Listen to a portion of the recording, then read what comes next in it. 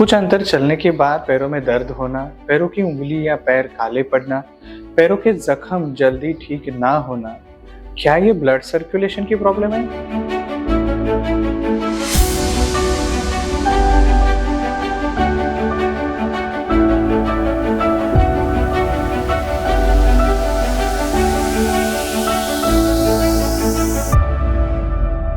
Hello friends, मेरा नाम है डॉक्टर सागर सातपुते और हम बात कर रहे हैं SLVC क्लिनिक वाशी नवी मुंबई से, जो नवी मुंबई का पहला और ओनली वैस्कुलर क्लिनिक है।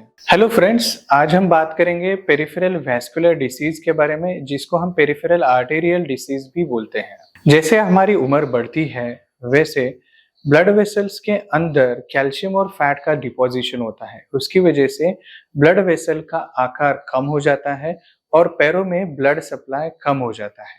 इसको हम पेरिफेरल वैस्कुलर डिसीज या पेरिफेरल आर्टेरियल डिसीज बोलते हैं। इसके प्रमुख लक्षण है कुछ अंतर चलने के बाद पैरों में दर्द होना, पर्टिकुलरली काफ में या थाई में या फिर बटक्स में, पैरों की उंगली या पैर काले पड़ जाना, पैरों के बाल चले जाना, पैरों की स्किन शाइनी दिखना, और जब भी जख्म होते हैं, छोटी भी जख्म बहुत दिनों तक ना भरना, ये लक्षण पेरिफेरल वैस्कुलर डिसीज के हो सकते हैं। अगर आप ऐसे प्रॉब्लम्स फेस कर रहे हो तो आप निकटतम इंटरवेंशनल रेडियोलॉजिस्ट से जरूर कंसल्ट कीजिए। कुछ अंतर चलने के बाद पैरों में दर्द होना, इसको हम कहते हैं क्लॉडिकेशन पेन, और जितने अंतर के बाद दर्द होता है उसे हम कहते हैं क्लॉडिकेशन डिस्टेंस। क्या है क्लॉडिकेशन पेन और क्लॉडिकेशन डिस्टेंस? हम कोई भी एक्टिविटी करते हैं तो शरीर के उस भाग को एक ऑप्टिमम ब्लड सर्कुलेशन की जरूरत होती है। जैसे कि चलने के लिए पैरों के मसल्स को एक ऑप्टिमम ब्लड सप्लाई की जरूरत होती है।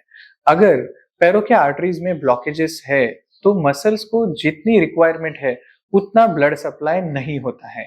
उसके वजह से कुछ अंतर चलने के बाद पैरों में दर्द चालू होता है। इसको हम मेडिकल टर्म्स में क्लॉडिकेशन पेन बोलते हैं, और जो अंतर है उसे हम क्लॉडिकेशन डिस्टेंस बोलते हैं। कुछ लोगों को 100 मीटर चलने के बाद पैरों में दर्द चालू हो जाता है, कुछ लोगों को 500 मीटर चलने के बाद पैरों में दर्द चालू होता है। ये दर्द पैरों के मसल्स में होता है, ना कि जॉइंट्स में या फिर हड्डियों में। अगर रेगुलर एक्टिविटीज में पैरों के उंगलियों को छोटी सी चोट लग जाती है और वो जख्म जल्दी ठीक नहीं होता है, या फिर पैरों की उंगली काली पड़ जाती है, तो वो पेरिफेरल वैस्कुलर डिसीज की वजह से हो सकता है। अगर आप ये प्रॉब्लम्स फेस कर रहे हो तो आप निकटतम इंटरवेंशनल रेडियोलॉजिस्ट से कंसल्ट कीजिए।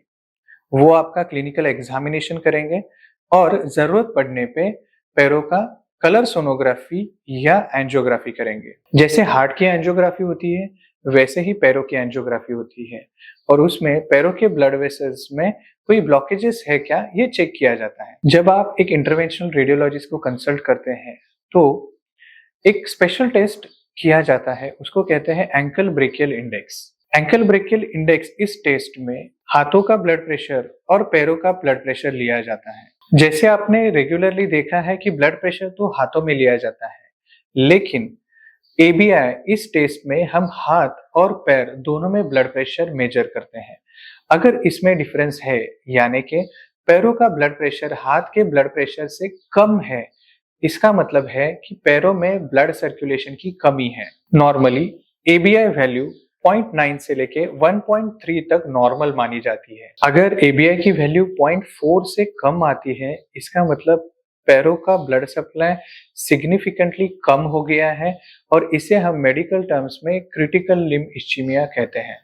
ऐसे केसेस में पैरों की ट्रीटमेंट जल्दी करना जरूरी है, अदरवाइज पैरों को कट करना यानी कि एम्पुटेशन करने की जरूरत पड़ जाती है। अब हम बात करेंगे ट्रीटमेंट के बारे में। अगर हमें कलर डॉपलर या एंजियोग्राफी के द्वारा ये पता चलता है कि पैरों के आर्टरीज में ब्लॉकेजेस हैं और पैरों में ब्लड सर्कुलेशन बराबर नहीं है, तो हम उसकी ट्रीटमेंट चालू कर देते हैं। इनिशियल स्टेजेस में मेडिकल ट्रीटमेंट यानी कि दवाइयाँ, एक्सरसाइज और हेल्दी डाइट के द्वारा ये प्रॉब्लम सॉल्व हो सकते हैं। लेकिन अगर कलर डॉपलर या एंजियोग्राफी में पैरों के आर्टरीज में ब्लॉकेजेस ज्यादा है तो हमें पैरों की एंजियोप्लास्टी या स्टेंटिंग करनी पड़ती है।